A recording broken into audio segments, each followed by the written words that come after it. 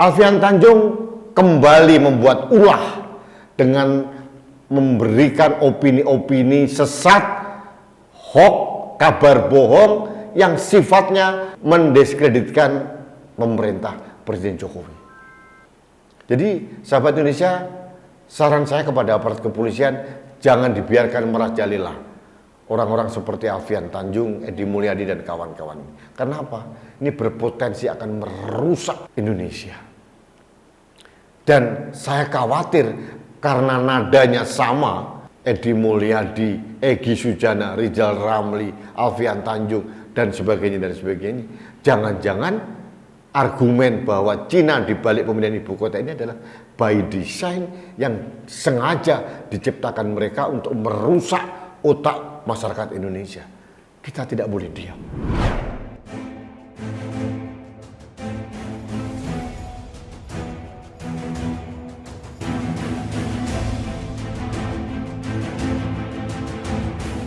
Pemindahan ibu kota dari Jakarta ke Penajam, Kalimantan Timur itu adalah program PKI tahun 1955.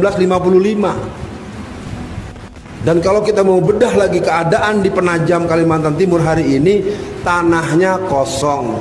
Sementara Istana Negara, sementara Monas, sementara gedung-gedung RRI, gedung TVRI, sadonya ada di Jakarta. Pusat-pusat pemberitaan, pusat-pusat pers, pusat-pusat polisi, pusat-pusat tentara, pusat-pusat pendidikan, universitas, berbagai pusat-pusat kegiatan perkantoran, itu semua nanti akan dijual kepada Cina.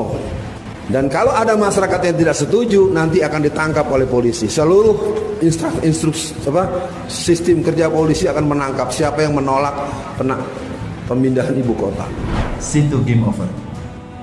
Saat itulah kita mengatakan, woi Cina yang mulia, Xi Jinping yang mulia, aku serahkan. Jadi kita itu direbut negara kita sama orang, tapi kita serahin dengan senyum manis. Sementara rakyatnya nggak ngerti apa-apa, karena nggak boleh nanya. Atas dasar apa kita mau pindahin ibu kota negara? Sementara pembiayaan perpindahan aja 499 triliun. Jamaah kalau mau tahu, di sono tanahnya masih kosong, melompong, pong-pong. Nah, langsung dijawab kan? Nanti gedung-gedung yang di sono, bangunan-bangunan di sono itu nanti semuanya akan dibangun dengan formula 4.0, 5.0. Yang nggak ngerti tanya sama cucunya. Bukan Pak, bangunannya dibikin sama orang Cina, kita cuma boleh nyewa. Ya, emang nggak ngerti sih nih, kegoblokannya kolektif banget nasional nih. Jadi nanti gedung-gedung yang bagus-bagus, satu atap sistem otomatis, sistem komputer digital, keren sih, keren. Tapi bukan punya kita.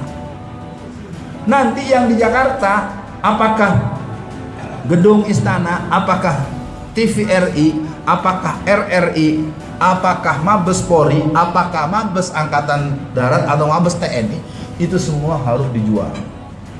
Karena kita utangnya kebanyakan, hasil penjualan buat bayar sama Cina. Yang kita punya dijual sama Cina, kalau udah dijual punya siapa? Punya yang beli kan? Yang kita punya dijual sama dia. Yang kita mau ke sono kita nyewa lagi sama dia. Punya kita apa? Emang belum pada paham jamaah, emang belum paham rakyat Indonesia. Untuk IKN, untuk rakyat Indonesia di dalam dan di luar negeri, ingat, perpindahan ibu kota negara artinya berpindah pula kedaulatan bangsa kepada asing. Itu artinya apa? Pemerintah sudah menggelar karpet merah untuk eksodus. Negara mana yang sekarang kita lihat adalah negara Cina. Dan kita sudah tidak punya apa-apa lagi ketika ibu kota negara itu sudah ada dan sudah diresmikan. Jadi ingat, hati-hati, tetap waspada, cerdas dalam berpikir, cerdas dalam menanggapi berita, dan cerdas dalam bertindak. Yang kedua, berhenti menyuarakan kebenaran dan keadilan adalah bentuk keputusasaan yang sangat dibenci oleh Allah. Oleh karena itu, tetap bersuara, tetap berteriak, apalagi untuk para generasi bangsa kita. Karena tidak berubah nasib sebuah kaum. Betul, tidak akan merubah, Allah tidak akan merubah nasib suatu kaum kalau kita sendiri tidak merubahnya. Halo sahabat Indonesia, kita bertemu lagi dalam Opini Rudi. Sahabat Indonesia, pemindahan ibu kota negara atau IKN ternyata menimbulkan banyak polemik di masyarakat. Kalau menurut saya, ada yang bersetuju, ada yang tidak, itu sah-sah saja. Dengan catatan, yang tidak bersetuju harus memberikan argumentasi yang masuk akal dan tidak bersifat mendiskreditkan atau hanya berdasarkan kira-kira atau suuzon, prasangka negatif. Nah, ada beberapa tokoh yang tidak bersetuju tapi memberikan argumen-argumen yang masuk akal, termasuk saya juga. Nah, yang saya herankan ada beberapa orang yang tidak bersetuju tapi dengan cara melemparkan hoax, ujaran kebencian, bahkan rasis seperti yang dilakukan oleh Edi Mulyadi. Sekarang juga digaungkan oleh pendakwa agama yang mantan narapidana Alfian Tanjung. Alfian Tanjung kembali membuat ulah dengan memberikan opini-opini sesat, hoax, kabar bohong yang sifatnya mendiskreditkan pemerintah Presiden Jokowi. Ini saya sangat tidak setuju dan mengecam keras, karena yang melakukan ini adalah pendakwa agama. Nanti bagi orang-orang yang cepet pikirnya, dianggap apa yang dikatakan oleh Alfian Tanjung seolah-olah kebenaran, padahal hanya bohong semata. Sebagai contoh, satu, Alfian Tanjung mengatakan bahwa agenda pemindahan ibu kota negara ini sudah dirancang tahun 1955 oleh PKI. Lokasinya juga di Penajam. Ini benar-benar hoax, fitnah, dan penyebaran kabar bohong yang sangat-sangat menyesatkan. Kita tahu pemindahan ibu kota awalnya diinisiasi oleh presiden pertama kita, Insinyur Soekarno, dengan alasan bahwa beliau ingin mencari ibu kota negara yang aman dari bencana. Dan beliau waktu itu memilih Kalimantan, khususnya Kalimantan Tengah di Palangkaraya. Karena apa? Pertama, Kalimantan itu tidak ada gunung berapi, sangat sedikit bencana alam dibandingkan pulau-pulau yang lain. Itu alasan yang rasional. Tapi tidak terjadi dan tidak terrealisasi. Pada zaman Presiden Soeharto selama 32 tahun ada niat memindahkan ibu kota negara juga, tapi bukan keluar dari Pulau Jawa, tapi hanya bergeser pusat pemerintahnya di Jonggol, Kabupaten Bogor. Ternyata tidak terlaksana. Nah, pada era Presiden Jokowi ini, di awal periode pertama beliau sudah menggaungkan. Cuma pada saat eksekusi di awal periode kedua, kita terkena pandemi. Dan beberapa lokasi yang dipilih menjadi alternatif pemindahan ibu kota, Presiden Jokowi dengan berbagai alasan dan pertimbangan dari berbagai ahli memilih Penajam Pasir Utara, Kalimantan Timur, bukan di Kalimantan Tengah. Ini loud and clear sebetulnya. Jadi tidak perlu digoreng-goreng atau disebarkan hoax seolah-olah ini adalah idenya PKI. Justru menurut saya Alfian Tanjung ini pola pemikirannya seperti komunis. Kenapa? Sering menciptakan hoax atau kabar bohong. Komunis seperti itu. Zaman PKI masih ada, itu PKI berperilaku, bersikap, berakting seperti Alfian Tanjung ini, menciptakan hoax. Dulu pada tahun 65 seolah-olah diciptakan hoax, Presiden Soekarno sedang sakit keras. Ini ternyata hanya kabar burung dan berita bohong. Dan pola ini persis yang dilakukan oleh Alfian Tanjung sekarang. Seolah-olah pemindahan ibu kota itu inisiasi PKI. Berarti secara tidak langsung dia menuduh Presiden Soekarno dan Presiden Jokowi PKI. Ini tuduhan yang sangat serius. Nah, itu yang pertama. Yang kedua, Alfian Tanjung juga mengatakan seolah-olah kita pindah ibu kota itu berarti kita menjual kedaulatan negara kita ke RRC. Pola seperti apa yang dipikir itu?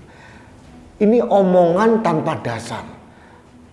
Kita tahu investor utama pemindahan ibu kota atau pembangunan ibu kota itu dari Qatar, bukan dari Cina. Terus seolah-olah istana negara mau dijual ke Cina, Monas dijual ke Cina, Mabes TNI mau dijual ke Cina, Mabes Polri dijual ke Cina. Ini pemikiran yang sesat gitu loh. Perlu saya sampaikan bahwa kalaupun nanti terjadi pemindahan ibu kota negara, kedudukan istana negara atau istana Merdeka yang sekarang ada di Jakarta, tepatnya di Jalan Merdeka Utara, tetap menjadi istana presiden. Karena semua orang tahu, mungkin termasuk Anda, bahwa Presiden Republik Indonesia mempunyai beberapa istana presiden. Ada di Jakarta, itu ada 2, Istana Merdeka dan Istana Negara. Kemudian ada di Bogor, ada 2 juga, Istana Batu Tulis dan Istana Bogor. Di Cianjur, Istana Presiden di Cipanas. Kemudian di Tampak Siring, Bali. Satu lagi di Jogja, Gedung Agung. Banyak sekali. Artinya nanti kalau Presiden memindahkan ibu kota negara ke tempat baru yang lokasinya di Kalimantan Utara, status Monas, status Istana Negara, Istana Presiden tetap menjadi Istana Presiden yang ada di Jakarta. Sama seperti sekarang Presiden Jokowi tinggal di Istana Bogor tapi berkantor di Istana Merdeka atau Istana Negara. Simpel. Penjelasan yang lurus dibelokkan dan diputar balikkan oleh Alfian Tanjung. Sebetulnya kalau kita melihat apa yang disampaikan oleh Alfian Tanjung, ada korelasinya, ada benang merahnya dengan Edi Mulyadi. Seolah-olah Cina yang berperan di balik pemindahan ibu kota. Ini kabar yang sangat-sangat menyesatkan. Nah, apa tindakan negara yang saya sarankan? Tidak boleh dibiarkan.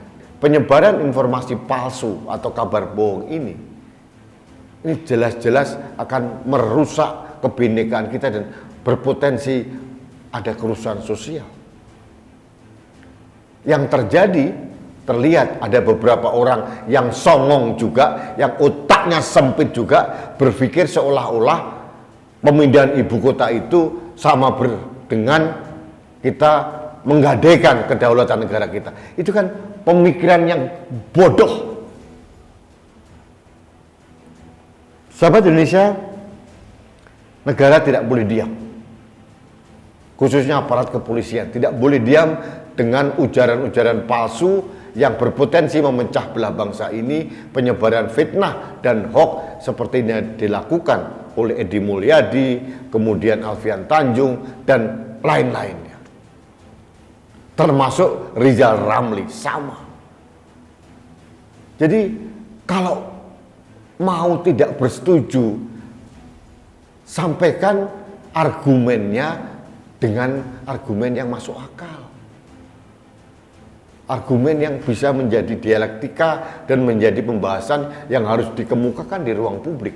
Jangan bersifat fitnah, jangan bersifat penyebaran informasi palsu. Jadi, sahabat Indonesia, saran saya kepada aparat kepolisian, jangan dibiarkan merajalela orang-orang seperti Alfian Tanjung, Edi Mulyadi dan kawan-kawan. Kenapa? Ini berpotensi akan merusak Indonesia. Dan saya khawatir karena nadanya sama, Edi Mulyadi, Egy Sujana, Rizal Ramli, Alfian Tanjung, dan sebagainya.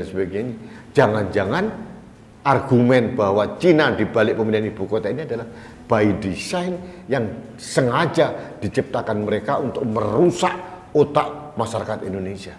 Kita tidak boleh diam. Karena saya melihat kok ada benang merahnya. Baik sahabat Indonesia, itu saja opini saya. Saya hanya memberikan semacam appeal kepada aparat kepolisian dan aparat keamanan yang lain, terutama aparat intelijen, untuk waspada. Jangan-jangan ini memang ada gerakan terstruktur, sistematis dan masif yang dilakukan oleh kelompok mereka untuk mengacaukan atau memberikan kegaduhan di ruang publik terkait dengan pemindahan ibu kota negara. Itu saja, mudah-mudahan opini saya didengar oleh para pemangku kepentingan di negeri ini agar jangan sampai ruang publik kita dikotori oleh penyebaran informasi palsu bersifat fitnah seperti yang dilakukan oleh Alfian Tanjung dan kawan-kawan. Baik sahabat Indonesia, terima kasih Anda telah menyimak opini Rudi kali ini. Saya tetap memberikan saran kepada Anda untuk tetap menggunakan masker dalam kegiatan sehari-hari. Karena masker saya melindungi Anda, masker Anda melindungi saya, masker kita melindungi Indonesia. Salam satu Indonesia, salam budaya Nusantara, salam toleransi, salam sehat untuk Indonesia. Saya Rudi SK.